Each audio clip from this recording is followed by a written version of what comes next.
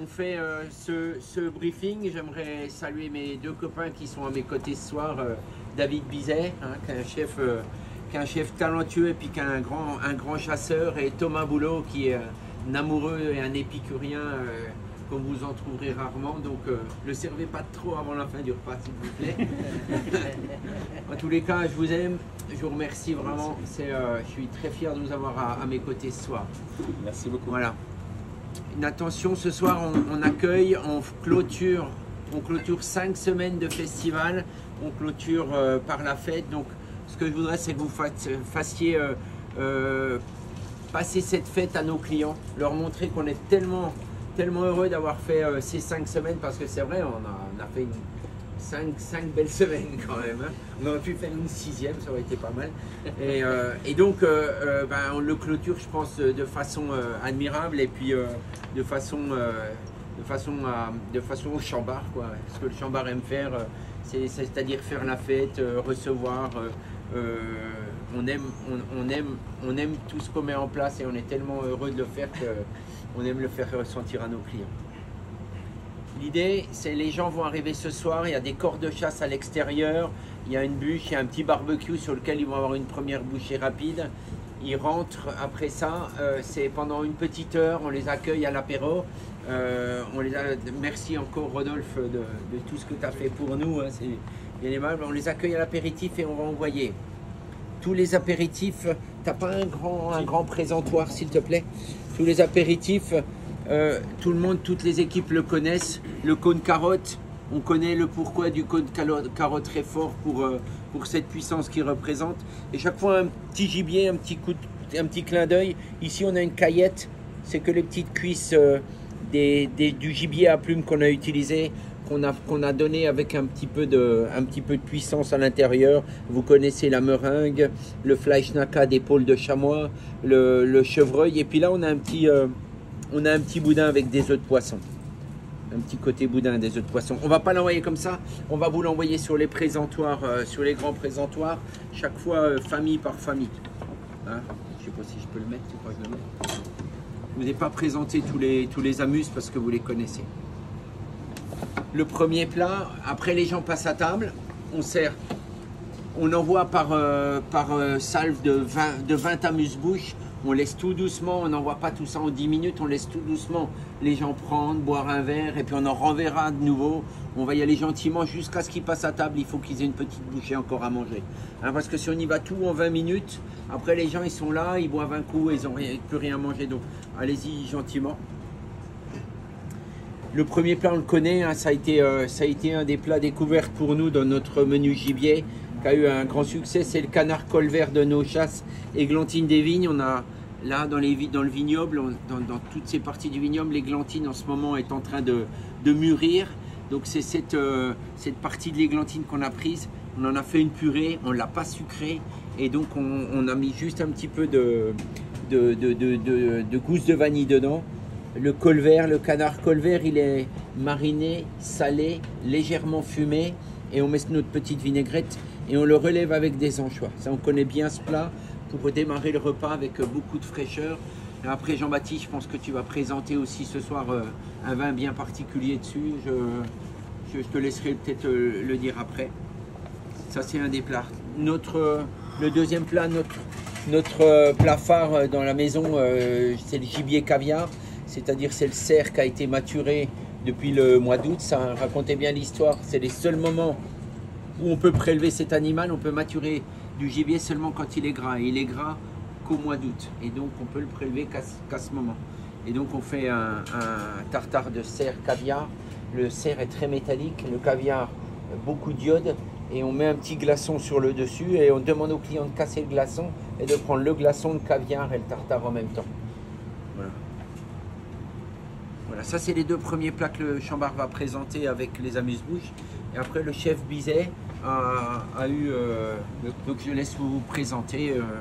Une continuité dans l'expression. En fait, tout simplement, il va y avoir 2 plats successifs autour de la grouse. On a travaillé le premier plat autour du gambon de Méditerranée. L'idée, c'était de faire une rencontre entre, bien sûr, la terre et la mer, mais travailler sur les amers profonds, les amers marins sur le gambon, puisque dans la tête, on va retrouver cette force marine, mais bien sûr, des amers puissants qu'on peut retrouver aussi sur le côté grouse. L'idée, c'était de faire rencontrer ces amers pour atténuer ces forces, en fait, et de les sublimer. Donc le but était de les rejoindre à travers une cuisse ici braisée que vous allez retrouver dans la raviole avec une sauce diable. Donc on a fait une réduction d'échalotes, poivre torréfié. L'idée est de continuer à faire perdurer la force des cuisses. Une rencontre avec l'oignon doux qui va ramener un côté sucrosité. La tête qui est travaillée comme un thermidor, donc légèrement moutardée avec la betterave. La betterave, pourquoi? La feuille de blette va encore ramener ce côté amer terreux qui va une nouvelle fois sublimer le côté tête de crevette. Le tout sera rehaussé de truffes blanches. L'idée tout simplement c'est devant le client de pouvoir râper 2 jolies tranches de truffes blanches qui va amener ce côté un petit peu gazeux que j'aime bien parce que c'est vraiment une expression différente sur ce plat. Ça va donner de la longueur à l'oignon mais aussi à la grouse. La grouse c'est vraiment la star de ces 2 plats et c'est vraiment une mise en éveil de ce produit. La grouse que j'adore, qui est pour moi certainement l'oiseau, je dirais, le plus naturel possible, puisque ça ne s'élève pas. C'est important de le préciser. Une nouvelle fois, j'ai eu la chance d'aller à la chasse il y a quelques jours, justement, pour aller voir et rencontrer le gibier de plus près, et de le travailler aussi avec son milieu naturel, puisque la bruyère, c'est son alimentation. Donc c'est de recréer aussi le biotope autour de l'animal. Donc à travers ce premier plat, donc on râpera 2 tranches de truffes blanches, et l'idée est de saucer tout simplement la queue, comme ceci, juste à la fin. Donc les carcasses torréfiées sublimées avec le corail de la tête. Le deuxième plat. De lamelles, ouais. Voilà, comme ça. Superbe. 2-3 lamelles. Le deuxième plat suivra donc le filet de la grouse. Une nouvelle fois, dans la même logique. Là, on va aller chercher le suprême saignant, rosé. Bien sûr, on pourra demander la pointe de cuisson si le client le souhaite un peu plus cuit, mais l'idée c'est vraiment de le servir rosé, saignant. Avec ça, on travaille le sparasis, une autre champignon maturé, ici que vous allez retrouver légèrement gélifié, pardon. Et ici la tarte d'abat, donc la deuxième cuisse de la grouse, puisque l'idée était de passer l'oiseau entier, donc à travers les 2 cuisses, le filet et ici les abattis. Donc sur la sauce, l'idée aussi, on va en prendre d'ailleurs un petit peu.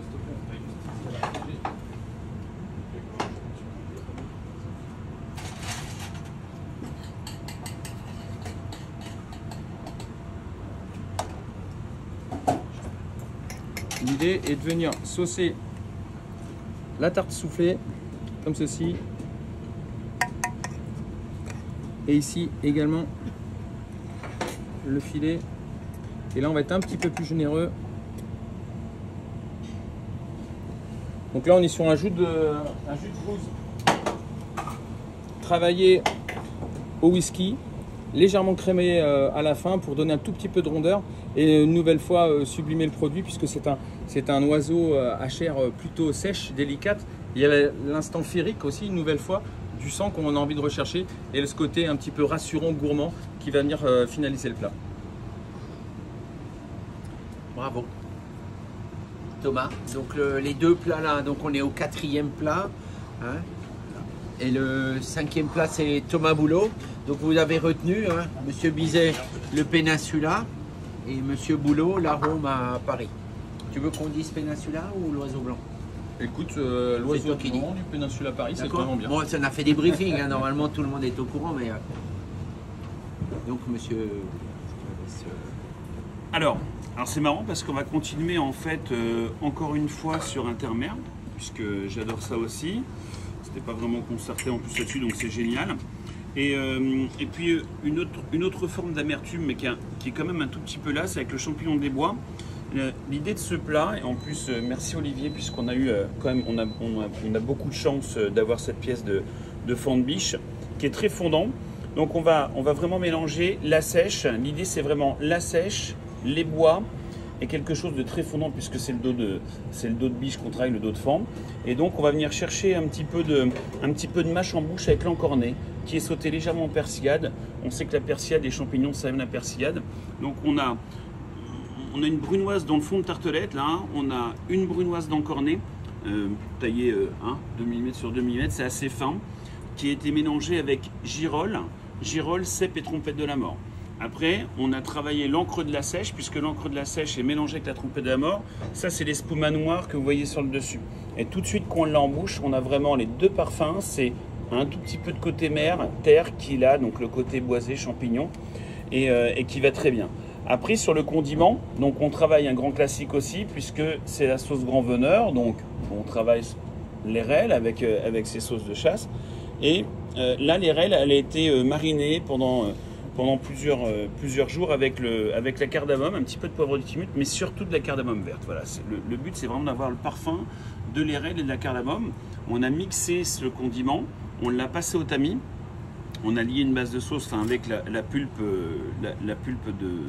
d'airelle et cardamome verte, un tout petit peu de chou de Bruxelles, très légèrement gingembre et persillade, et on va finir encore une fois sur le côté poivré et un tout petit peu d'amertume qui est importante, c'est les baies de manakara, de poivre de manakara et le gruet de cacao. Donc les deux, ils ont été torréfiés, ils ont été mixés ensemble, et après, c'est celle-ci ma sauce moi. Ouais, t'as des cuillères là-bas. Et donc, merci. Et donc, l'idée, c'est vraiment de... c'est très important, nous on va pas venir saucer la viande, on va la laisser comme quand on apprend à l'école, tac, on va laisser la pièce.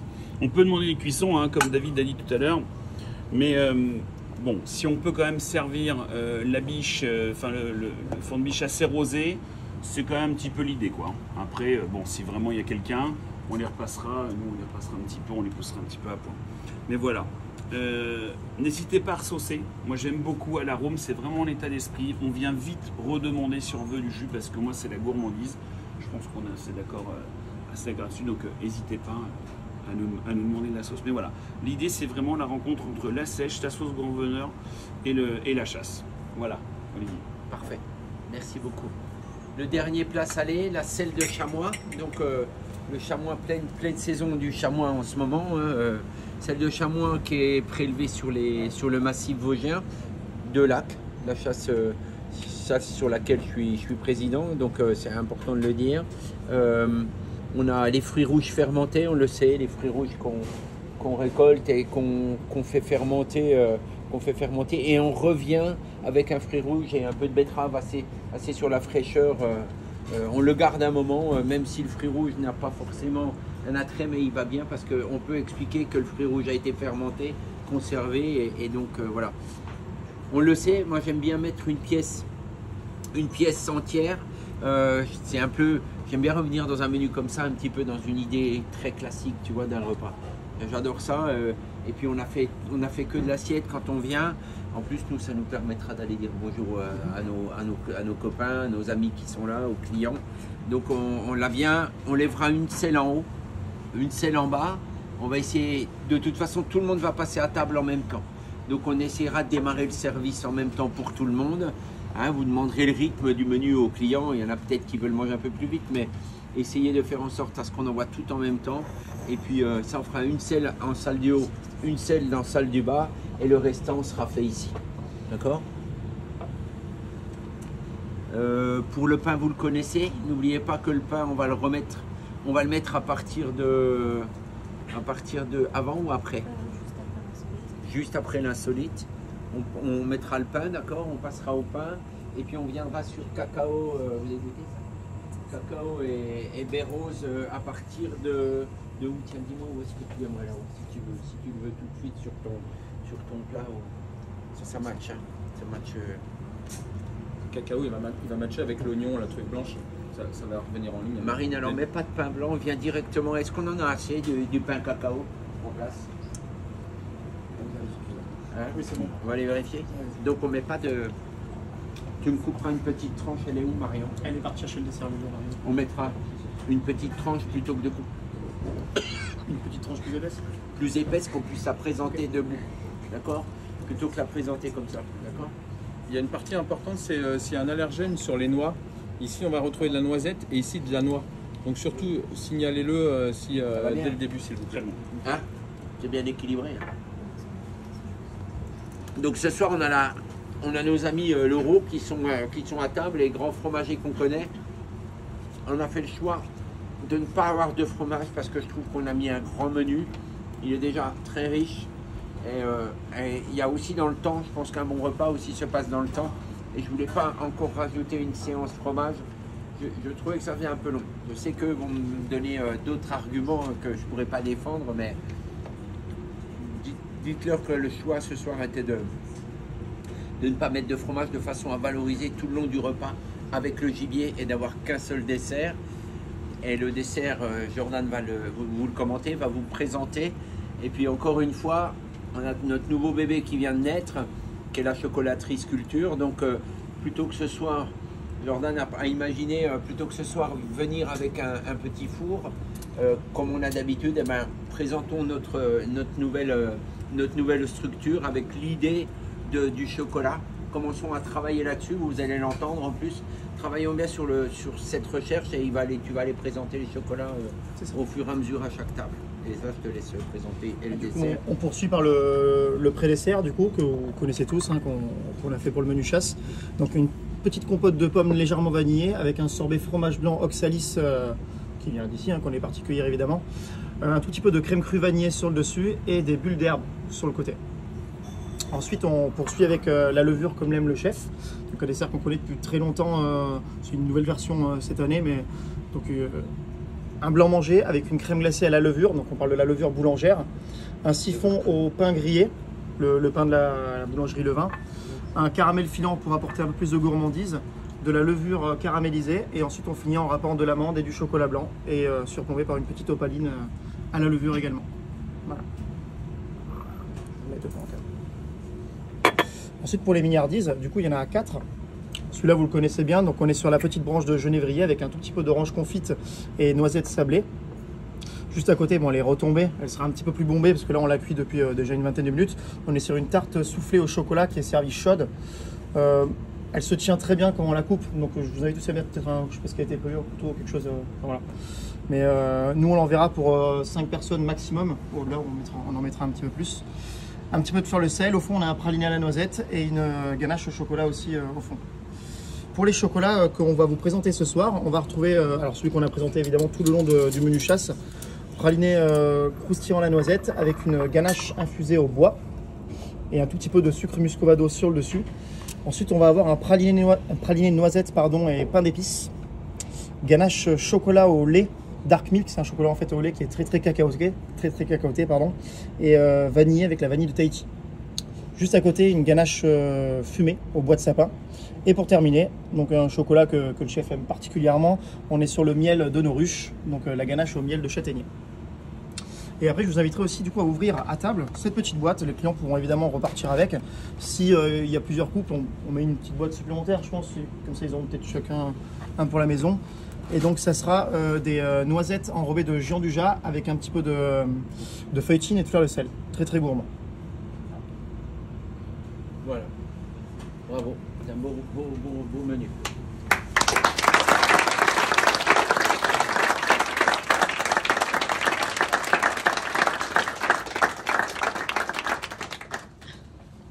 C'est l'heure des photos.